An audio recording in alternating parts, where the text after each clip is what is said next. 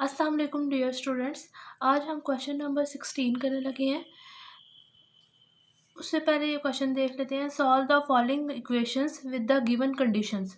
जो पहले हमने क्वेश्चंस किए थे उसमें ये कंडीशंस गिवन नहीं थी। अब जो हम क्वेश्चंस करेंगे उनमें ये कंडीशन गिवन होगी। ठीक है, उन कंडीशंस को लेके हम अपना जनरल सॉल्यूशन निकालेंगे। तो जिस तरह हमने पहले क्वेश्चन किए हैं वैसे ही करने हैं। सबसे पहले हम द कैरेक्टरिस्टिक्स या ऑक्सिलरी इक्वेशन लिख लेते हैं।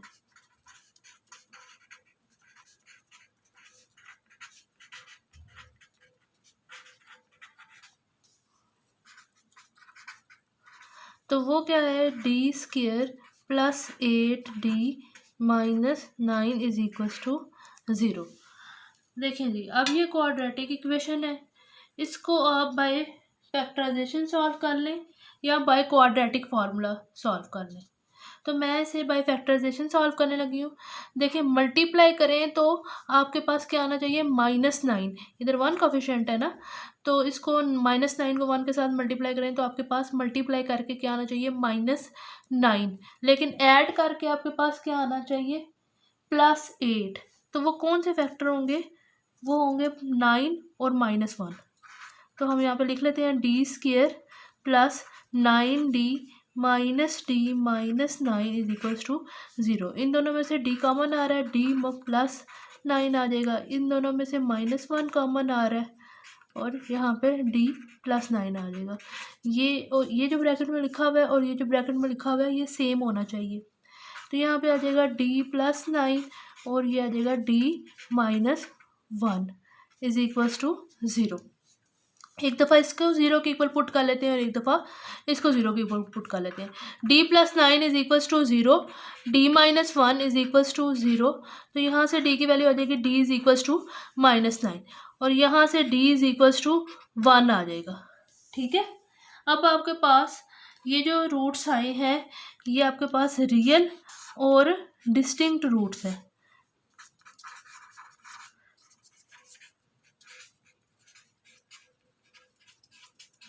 रियल एंड डिस्टिंक्ट रूट्स है ना, तो अब इसका आपने जनरल सॉल्यूशन लिखना है।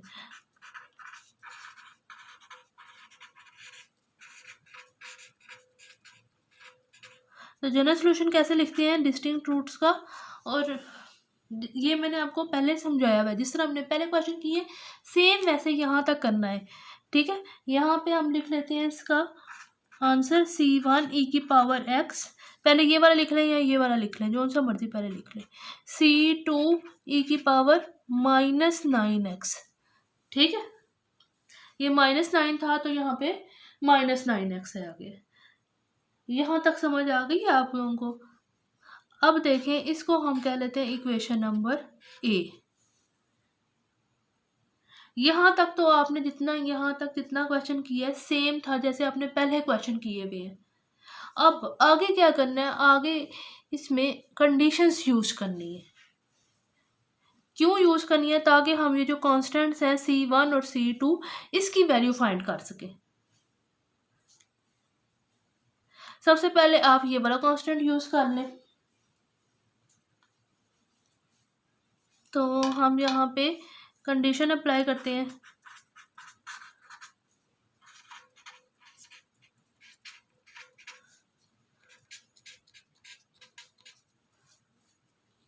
किस में अप्लाई करनी है, इन इक्वेशन ए में।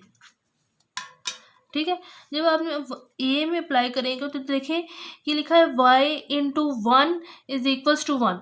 इसका मतलब है x की जगह पे आपने, क्योंकि y डिपेंडेंट है x पे, ठीक है, तो आपने x की जगह पे 1 पुट करना है और y की जगह पे 1 पुट कर देना है। तो हमने यहाँ पे y की जगह पे 1 पुट कर लिया इस इक्वेशन में, और जहाँ जहाँ x आ रहा है वहाँ पे भी हमने 1 पुट कर देना है। -9 इंटू 1 आ जाएगा। ठीक है,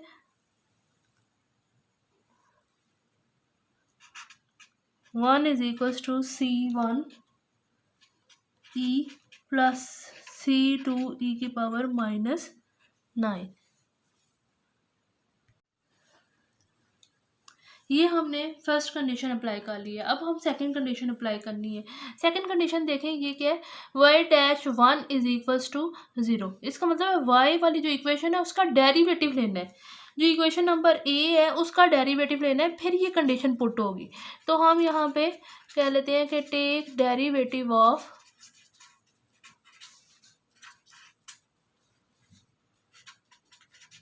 इक्वेशन नंबर ए। ठीक है, तो यहाँ पे जब इसका डेरिवेटिव लेंगे तो देखें y का डेरिवेटिव y डैश आ जाएगा और c1 ऐसे लिखा जाएगा। e की पावर x का डेरिवेटिव क्या होता है, e की पावर x ही होता है। तो देखें प्लस c2 आएगा, e की पावर -9x का डेरिवेटिव -9x आएगा और साथ में -9x का डेरिवेटिव, ये जो ऊपर पावर होती है इसका डेरिवेटिव इसके साथ लिखा जाएगा, वो क्या होगा, वो -9 होगा। तो ये y डैश वाली इक्वेशन क्या बनी है, c1 e की पावर x -9 c2 e की पावर -9x। ठीक है, तो अब इसमें ये वाली कंडीशन अप्लाई करेंगे।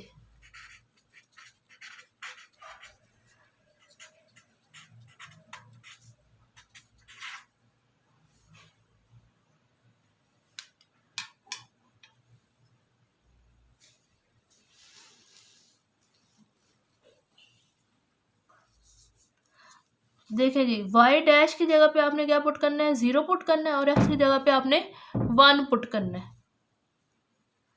तो यहाँ पे y डैश की जगह पे 0 पुट कर ली है और जहाँ जहाँ x आ रहा है वहाँ पे आपने 1 पुट कर लेना है। तो ये -9 c2 e की पावर -9 इंटू 1 आ जाएगा और ये 0 is equals to c1 e आ जाएगा -c2 e की पावर -9 आ जाएगा। ठीक है, यहाँ तक समझ आ गई है। अब ये देखें, ये सब टर्म जो है यहाँ पे सब्ट्रैक्ट हो रही है तो इस तरफ जाके ऐड हो जाएगी ना, ये प्लस में चेंज हो जाएगी, 9c2 e की पावर -9 आ जाएगा। ठीक है, यहाँ तक क्लियर है।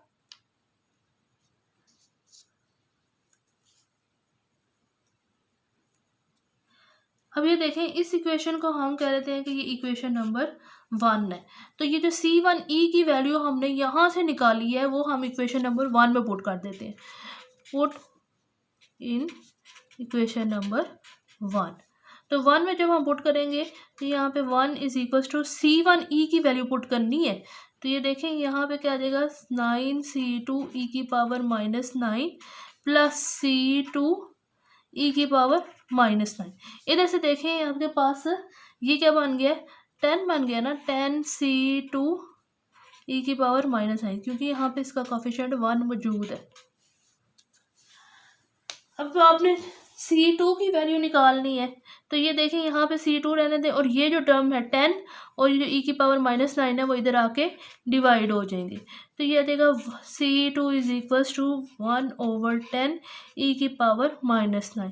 अब ये देखें, ये e की पावर -9 डिनोमिनेटर में है, तो जब ये ऊपर चली जाएगी न्यूमरेटर में चली जाएगी तो ये पॉजिटिव टर्म हो जाएगी ना।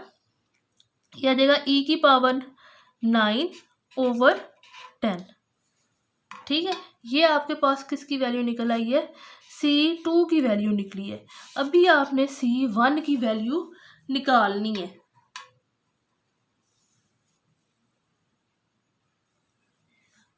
अब ये देखें, ये जो c2 की वैल्यू है ये आप इक्वेशन नंबर 2 में पुट कर दें।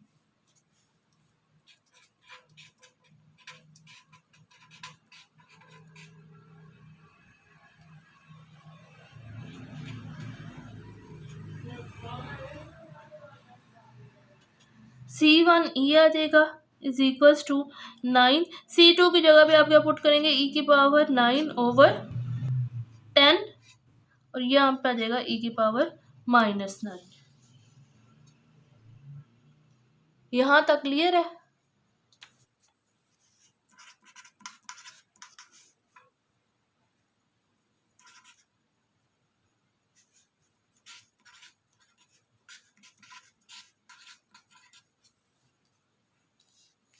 अच्छा जी, पीछे वाली टर्म ये थी c1e is equals to 9 into e की पावर 9/10 ई की पावर -9।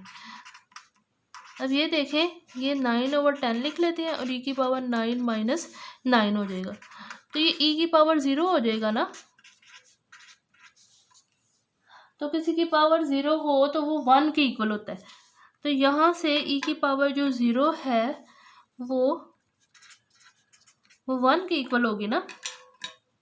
तो यहाँ पे आ जाएगा C1 इज इक्वल्स टू 9/10। अब आपने C1 की वैल्यू निकालनी है, ना कि C1 ई की। तो ये जो ई है इधर मल्टीप्लाई हो रहा है तो उस तरफ जाके डिनोमिनेटर में चला जाएगा, ये आ जाएगा 9/10 ई। इस वजह से भी लिखा जा सकता है C1 इज इक्वल्स टू 9/10 ई की पावर -1। ये आपके पास C1 की वैल्यू आ गई है। अब ये जो C1 और C2 की वैल्यू आई है, आपने उसको क्या करना है, इक्वेशन नंबर ए में पुट कर देना है। Put C1 and C2 in equation number A, ठीक है। तो यहाँ से आपके पास क्या बन जाएगा, y इज इक्वल्स टू 9/10 ई की पावर -1 x।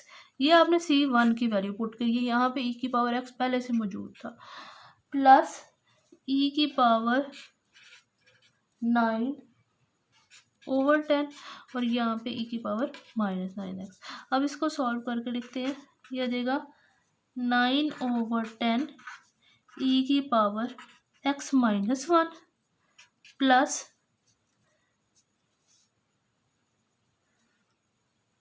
1/10 ई की पावर 9 इंटू 1 माइनस एक्स। 9 हमने कॉमन ले लिया, तो यहाँ पे आ जाएगा 1 माइनस एक्स। ये आपका क्वेश्चन सॉल्व हो गया। उम्मीद है आपको समझ आ गई होगी।